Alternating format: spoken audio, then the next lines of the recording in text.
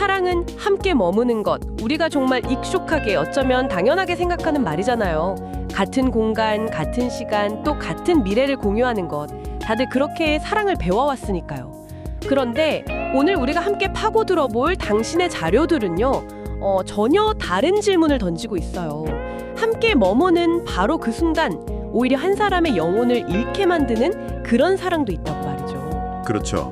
이건 뭐 단순히 세계의 지성들을 매료시켰지만 누구의 곁에도 머물지 않았다. 이런 스캔들 같은 이야기가 절대 아니고요. 아, 그럼 가십거리가 아니군요. 네, 오히려 머물지 않음이라는 그 방식을 통해서 사랑의 가장 깊은 본질을 지켜내려고 했던 한 인간, 바로 루 안드레스 살로메에 대한 아주 깊은 탐구라고 봐야 합니다. 맞아요. 프리드리히 니체, 라이너 마리아 릴케, 그리고 지그문트 프로이트까지 와, 정말 이름만 들어도 엄청난 거인들인데 이 사람들 삶에 그녀가 어떤 파장을 일으켰는지, 그리고 그 모든 관계 속에서 그녀가 끝까지 지키려 했던 건 대체 무엇이었는지 지금부터 함께 따라가 보죠. 본격적으로 시작하기 전에 이 모든 이야기를 꿰뚫는 핵심 질문 하나를 먼저 던져보면 좋을 것 같아요. 네, 어떤 질문이죠? 바로 이겁니다. 사랑이 나 자신을 지우고 나의 세계를 침식하는 방식이 될 때 우리는 과연 그 자리를 떠날 용기가 있는가? 와, 살로메의 삶 전체가 이 질문에 대한 하나의 거대한 대답 같아요. 그녀는 사랑을 부정한 게 아니거든요. 사랑이라는 그 이름 아래 자기 자신이 사라지는 것을 온 힘을 다해서 거부했던 사람이죠. 근데 여기서 정말 흥미로운 지점은 그녀의 그런 선택들이 당대에는 전혀 이해받지 못했다는 거잖아요. 맞아요. 뭐 냉혹하다. 남자들을 파멸로 이끈 판무파탈이다. 심지어 비극적인 삶이다. 이런 오해까지 받았다고요? 바로 그 지점입니다. 우리는 오늘 그 오랜 오해의 먼지를 좀 걷어내고 사랑 안에서 자기 자신을 잃지 않으려 했던 한 위대한 사상가의 진짜 모습을 들여다보려고 합니다. 그녀가 왜 머무는 대신 떠남을 선택했는지 그 이유를요. 좋습니다. 그럼 그 첫 번째 이야기, 위대한 철학자 프리드리히 니체와의 만남부터 시작해볼까요? 자료를 보니까 니체가 살로메에게 2번이나 청혼을 했는데 모두 거절당했다고 나와요. 이게 그냥 한 철학자의 가슴 아픈 시련 이야기, 그 이상이라는 거죠. 네, 그 이상입니다. 니체에게 이 거절은요, 단순히 한 여자를 잃었다 이런 사건이 아니었어요. 그보다는 자기가 세상을 이해하던 방식 하나가 통째로 무너져 내리는 그런 충격에 가까웠습니다. 방식이 무너졌다니요? 사랑은 결국 소유로 하는 것이다. 위대한 정신은 서로 합쳐져서 하나가 되어야 한다. 이런 19세기에 아주 강력한 믿음이 있었는데 이게 살로메라는 독립적인 한 인간 앞에서 완전히 박살이 나버린 거죠. 잠깐만요. 근데 그건 너무 철학적인 미화는 아닐까요? 어떻게 보면 그냥 한 천재 철학자가 자기가 원했던 사람한테 거절당한 뭐랄까 지극히 인간적인 상처일 수도 있는 거잖아요. 후대에 우리가 너무 큰 의미를 부여하는 건 아닐까 싶기도 하고요. 아주 좋은 질문이에요.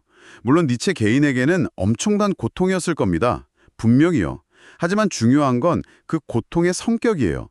살로메의 거절은 관계의 끝이 아니었습니다. 오히려 니체의 사유가 전혀 다른 차원으로 나아가게 하는 일종의 기폭제가 됐어요. 기폭제요? 네, 그녀는 니체에게 소유할 수 있는 연인이 되기를 거부했잖아요. 그러면서 그의 사유 안에서 영원히 도달할 수 없는 지향점이 된 겁니다. 편안하게 기댈 수 있는 안식처가 아니라 저 멀리서 계속 빛나면서 그를 더 높은 곳으로 이끄는 별 같은 존재가 된 거죠. 안식처가 아니라 지향점. 와, 그 표현이 모든 걸 말해주네요. 그러니까 그녀는 니체의 철학에 마침표를 찍어준 사람이 아니라 평생을 바쳐서 답해야 할 거대한 물음표를 던진 존재가 된 거군요. 정확합니다. 실제로 이 사건 이후에 니체의 사유는 눈에 띄게 더 고독해지고 더 위험한 경지로 나아가요. 초인 사상처럼 기존의 모든 가치를 뛰어넘으려는 그의 그 처절한 몸부림 뒤에는 어쩌면 손에 잡히지 않는 존재를 통해서 인간의 한계를 절감했던 경험이 깊게 자리하고 있는지도 모릅니다. 소유할 수 없었기 때문에 그녀는 니체의 삶에서 사라진 게 아니라 그의 철학 속에서 영원히 살아남게 된 거죠. 니체에게는 그런 철학적 자극제가 되었다면 다음 인물인 젊은 시인 라이너 마리아 릴케에게 살로메의 떠남은 전혀 다른 훨씬 더 내밀한 차원의 가르침을 준 것 같아요. 네, 맞아요. 릴케와의 관계는 살로메의 그 사랑에 대한 철학이 어떻게 한 위대한 예술가 영혼을 직접 빚어내는지를 보여주는 가장 극적인 사례라고 할 수 있습니다. 그녀를 만나기 전에 젊은 릴케에게 사랑은 두 사람이 하나로 완전히 녹아드는 그런 격정적인 합일이었어요. 자료에 나온 릴케의 문장 변화가 그 자체로 한편의 드라마 같아요. 처음엔 우리한테도 익숙한 문장이죠. 사랑이란 서로를 바라보는 것이 아니라 같은 방향을 함께 바라보는 것. 이렇게 썼다가 살로메가 그의 곁을 떠난 뒤에는 완전히 다른 정의를 내리죠. 사랑이란 서로의 고독을 지켜주는 일이다. 와, 서로의 고독을 지켜주는 일이라뇨?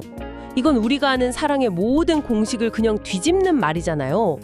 사랑은 외로움을 없애주는 거라고 생각했는데 오히려 그 고독을 지켜주라니요? 바로 그치. 충격, 그 깨달음이 릴케를 위대인 시인으로 만든 핵심입니다. 살로메는 릴케에게 그걸 가르쳐 준 거예요. 사랑이 서로에게 기대고 의존해서 각자의 경계를 허무는 게 아니라고. 오히려 상대방이 자기 자신의 가장 깊은 곳에 도달할 수 있도록 그 사람만의 고유한 세계, 즉 고독을 침범하지 않고 지켜봐 주는 것. 그게 진짜 사랑이라고 말이죠. 하지만 머리로는 이해가 돼도 사랑하는 사람이 곁을 비워주고 거리를 둔다는 건 정말 고통스러운 일일 것 같은데요. 물론이죠. 그래서 자료는 살로메가 릴케의 곁을 떠난 것을 이렇게 표현합니다. 그에게 남긴 가장 잔인하고도 아름다운 선물이었다고요. 잔인하고도 아름다운 선물? 네. 그녀는 릴케를 너무나 사랑했기 때문에 그가 자신에게 기대서 안주하는 대신에 자기만의 언어와 시세계를 구축하길 바랐던 겁니다. 그녀의 영향력 아래에 있는 한 그는 영원히 살로메의 연인 릴케로만 남을 테니까요. 아, 그 잔인함이라는 건 결국 혼자 남겨진 릴케의 고통을 의미하는 거겠군요. 하지만 그 고통이 없었다면, 자기 자신과 처절하게 마주하는 그 고독의 시간이 없었다면 우리가 아는 위대한 시인 릴케도 없었을 거라는 그런 역설이네요. 바로 그 역설입니다. 그녀는 릴케의 삶에서 물리적으로 사라짐으로써 역설적으로 그의 시 속에서 영원히 살아있는 존재가 되었습니다. 릴케의 언어, 그가 세상을 보는 방식 자체가 살로메의 가르침으로 깊이 물들게 된 거죠. 앞선 두 사람이 연인으로서의 강렬한 관계였다면 마지막 인물인 지그문트 프로이트와의 관계는 완전히 결이 다르네요. 여기서는 사랑이라는 감정 자체를 마치 연구 대상처럼 한 발 떨어져서 보고 있어요. 맞습니다. 이 프로이트와의 관계야말로 살로메가 단순히 남성 지식인들에게 영감을 주는 뮤즈, 그런 존재가 아니었다는 가장 강력한 증거입니다. 프로이트는 살로메를 이성적인 매력의 대상이 아니라 인간 정신의 심연을 함께 탐험할 수 있는 동등한 사유의 동료로 대했어요. 실제로 프로이트 학파의 핵심 멤버들 중에 여자는 그녀가 유일했죠. 단순히 뮤즈가 아니었다는 걸 보여주는 구체적인 예 같은 게 있을까요?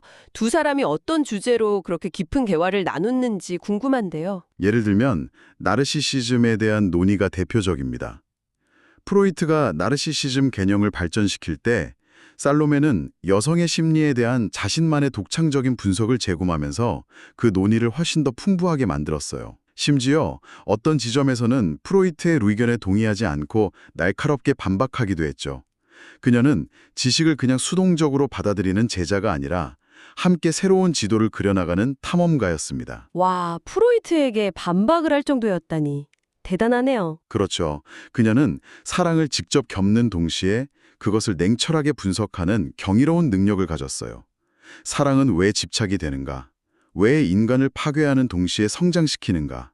이런 근원적인 질문들을 던지면서 사랑이라는 격렬한 현상을 해부하면서도 그것이 가진 존엄성을 잃지 않게 한 정말 드문 사상가였던 겁니다. 프로이트에게 그녀는 함께 연구할 최고의 지적 파트너였던 셈이죠. 니체에게는 도달 불가능한 취향점, 릴케에게는 고독을 가르쳐준 스승, 그리고 프로이트에게는 사유의 동료.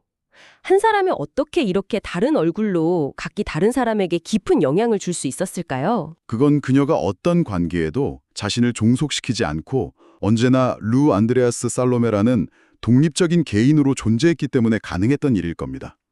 상대에 따라 가면을 바꿔 쓴 게 아니라 그녀라는 그 거대한 우주를 상대방이 각자 다른 각도에서 발견하고 관계를 맺었던 거죠. 자, 그럼 이 모든 이야기를 관통하는 질문으로 다시 돌아와 보죠. 니체, 릴케, 프로이트. 이 세 명의 거인에게 각기 다른 방식으로 엄청난 영향을 줬는데 결국 사람들은 이렇게 묻게 되잖아요. 그래서 왜 아무도 선택하지 않았지? 하고요. 그런데 이 질문 자체가 잘못되었다는 거죠. 네, 질문이 잘못되면 답도 엉뚱한 곳에서 찾게 됩니다. 우리가 던져야 할 진짜 질문은 이게 아니에요. 왜 그녀는 아무도 선택하지 않았는가가 아니라 왜 그녀는 사랑 안에서 자기 자신을 포기하지 않았는가. 이게 이 모든 이야기의 핵심입니다. 와, 질문을 선택하지 않았다는 수동적인 관점에서 포기하지 않았다는 능동적인 관점으로 바꾸니까 그녀의 모든 떠남이 갑자기 다르게 보이네요. 거절이나 도피가 아니라 자기 자신을 지키기 위한 아주 적극적인 선택으로요. 바로 그겁니다.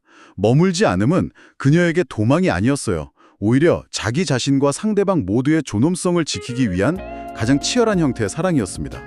그녀는 사랑이 가진 그 거대한 힘, 한 인간을 온전히 삼켜버릴 수도 있는 그 힘 앞에서 나라는 고유한 세계를 지키기 위한 경계선을 설정했던 겁니다. 하지만 솔직히 말해서 어떤 사람들에게는 이게 굉장히 이기적으로 보일 수도 있을 것 같아요.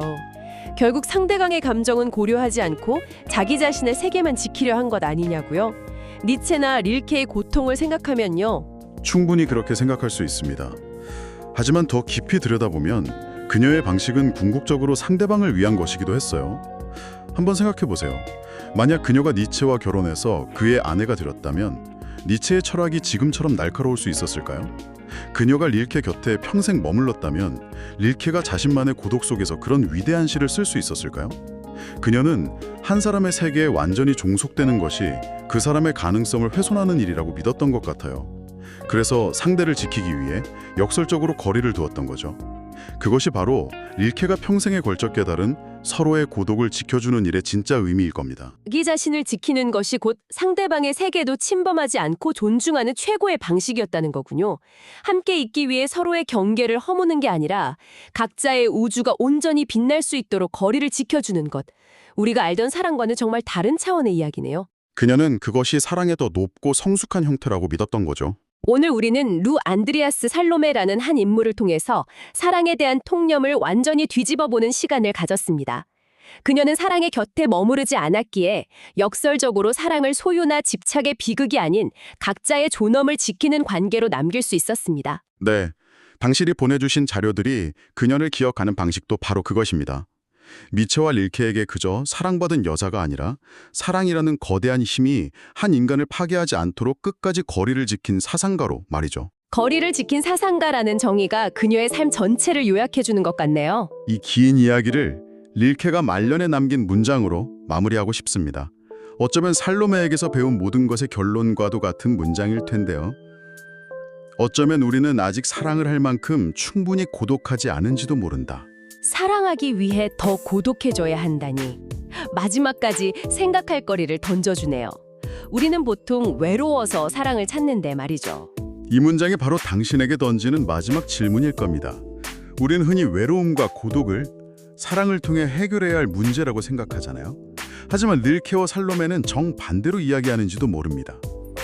타인에게 기대거나 상대를 집어삼키지 않고 온전히 자기 자신으로 홀로 살 수 있는 힘, 그 깊은 고독을 감당할 수 있는 사람만이 비로소 다른 한 사람을 있는 그대로 사랑할 수 있는 자격을 얻는다고요. 상대를 붙잡는 용기가 아니라 때로는 기꺼이 한 걸음 물러나 서로의 우주를 지켜줄 수 있는 용기. 어쩌면 그것이 우리가 아직 가보지 못한 사랑의 다음 단계일지도 모릅니다. 그 생각할 거리를 남겨드리며 오늘 분석을 마칩니다.